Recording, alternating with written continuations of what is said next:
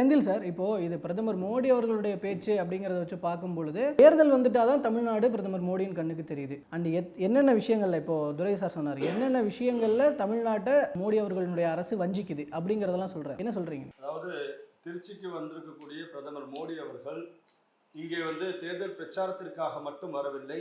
தமிழகத்திற்கு வந்ததனுடைய நோக்கம் 5650 கோடி இந்த தமிழ்நாட்டிற்கு தேவைகளை நிறைவேற்றி தருவதற்காக அடிக்கல் நாட்டியிருக்கின்றார். இந்த திட்டங்களை இந்த தமிழ் மண்ணுக்கும் தமிழ் மக்களுக்கும் கொடுக்கக்கூடிய அற்புதமான பணியை செய்வதற்காக தான் நரேந்திர மோடி வந்திருக்கின்றார். ஆனால் வழக்கம் போல திராவிட முன்னேற்ற கழகம் தமிழகத்திலே இந்த 4.5 ஆண்டு கால ஆட்சியிலே நாங்கள் இதையெல்லாம் செய்திருக்கின்றோம் என்று சொல்லுவதற்கு எந்த விதமான சாதனைகளும் இல்லை என்ற காரணத்தினாலே மோடி அவர்களை எதிர்க்க வேண்டும். இந்தி எதிர்ப்பு என்பதை இங்க என்ன பண்றாங்கன்னா இன்னும் தூபம் போட்டு அதை பெருசாக்கணும்னு பாக்குறாங்க. இல்ல, நீங்க டெய்லி பேப்பர் பாக்குறீங்களா? தமிழ்நாடு அரசு செய்த சாதனைகள் இப்போ ரீசன்ட் டேஸா பேப்பர்ல முதல் பக்கத்துல வந்துகிட்டு இருக்கு. அதை பாத்தீங்கன்னா இப்படி சொல்ல அந்த பேப்பர்ல வரக்கூடிய அந்த விளம்பரத்தை எந்த இடத்திலாவது இன்றைக்கு இருக்கக்கூடிய முதலமைச்சர் பேசுகின்றாரா? மக்கள் மத்தியிலே மக்களிடத்திலே எந்த தேர்தல் பிரச்சாரத்திலும் பிஜேபியை உள்ளே நுழையக்கூடாது என்று சொல்லுகின்றார். நீங்கள் நலத்திட்டங்களை சரியாக செய்திருந்தால், நீங்கள் அந்த திட்டங்களை முன்வைத்து பேசிக் கொண்டிருந்தால் எப்படி மற்றவர்கள் வர முடியும்? அப்ப உங்களுக்கு என்ன பயம்னா, பாரதிய ஜனதா கட்சியினுடைய வளர்ச்சி, பாஜகவினுடைய விருப்பம் தமிழகத்திலே அதிகமாயிடுச்சு. எனவே பாஜக கண்டிப்பாக ஆட்சிக்கு வரக்கூடிய அந்த முன்னெடுப்பு எடுக்கின்ற காரணத்தினாலே இவங்க பயத்துல பேசுறாங்க. ஏங்க 4.5 வருஷம் நீங்க சொல்றீங்களே இவ்வளவு திட்டங்கள் செய்திருக்காங்கன்னு, நாங்களும் அடுக்குவோம். இந்த 5 ஆண்டு காலத்திலே எத்தனை தமிழகத்திலே நடந்த கற்பழிப்பு சம்பவங்களால் தினம் தினம் செய்திகளிலே எத்தனை கற்பழிப்பு சம்பவங்கள், எத்தனை கொலை சம்பவங்கள், எத்தனை இந்த தமிழகத்திலே சென்னையிலே ஒரு பகுஜன் சமாஜ் பார்ட்டியினுடைய தலைவர், மிகப்பெரிய ஒரு அரசியல் கட்சியினுடைய தலைவர், தேசிய கட்சியினுடைய தலைவர் பகல்ல ஒரு 8 மணி வாக்குல வெட்டி படுகொலை செய்யப்பட்டிருக்கின்றார் என்று சொன்னால் சட்ட ஒழுங்கு சண்டி சிரிச்சிருக்கா இல்லையா இந்த ஆட்சியில?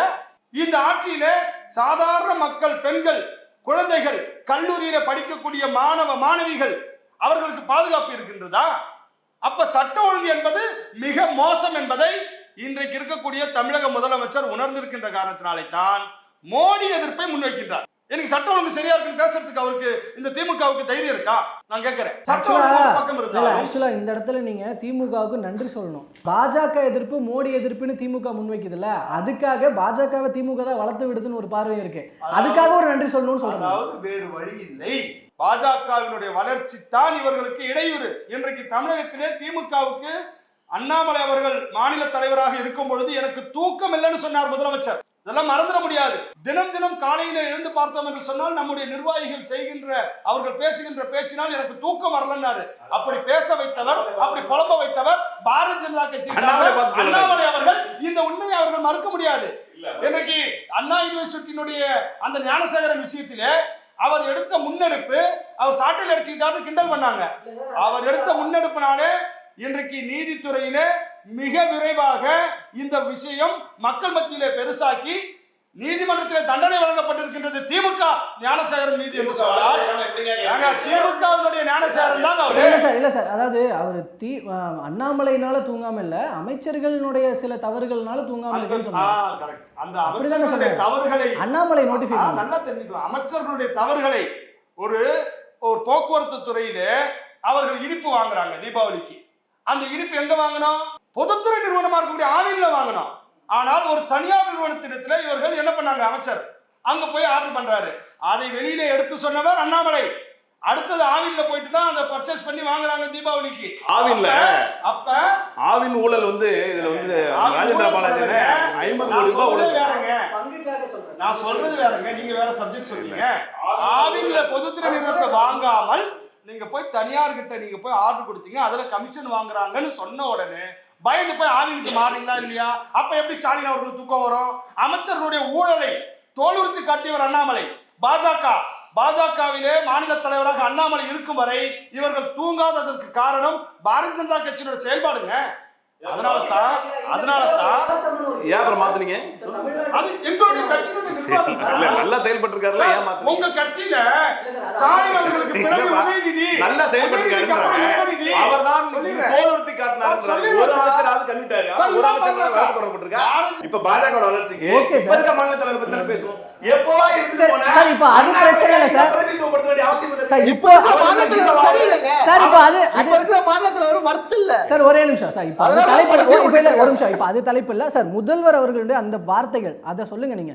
அதாவது திமுக இருக்கும் வரை பாஜகவால் தமிழ்நாட்டை ஆள முடியாது. அதுக்கு என்ன சொல்றீங்க? அதனாலதான் அவர் பதில் சொல்ல மாட்டாரு. அதுக்கு பதில் சொல்லுங்க இல்ல. சார். அவர் பேச விடுங்க சார். பாரதிய ஜனதா கட்சியினுடைய 3 ஆண்டு கால அதாவது இவங்களுடைய திமுகவுடைய ஆட்சி காலத்திலே 3 ஆண்டு காலம் பாஜக மாநில தலைவராக இருந்த அண்ணாமலை அவர்கள் தேர்தல் சந்தித்து பாராளுமன்ற தேர்தலில் 18% அதிமுக திமுக இல்லாமலே கொண்டு வந்தார்.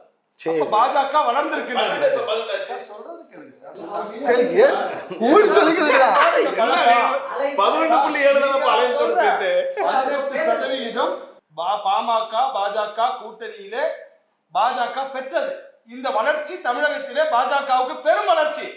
அப்ப பாஜக கண்டிப்பாக கால் ஊன்ற முடியாது, இங்க உள்ள நுழைய முடியாதுன்னு சொல்லிட்டு இருந்தவர்கள் வாயெல்லாம் வந்து பாத்தீங்கன்னா இன்னைக்கு பயத்துல பிதற்றத்துல அவங்க பேசிட்டு இருக்காங்க.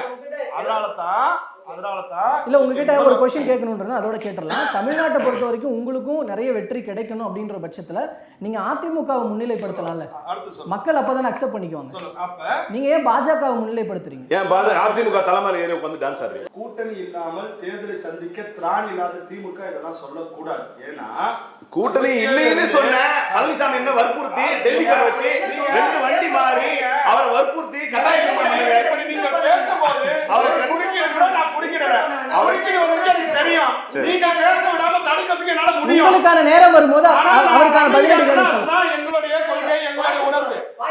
பாயிண்ட் ரொம்ப தெளிவான விஷயம்.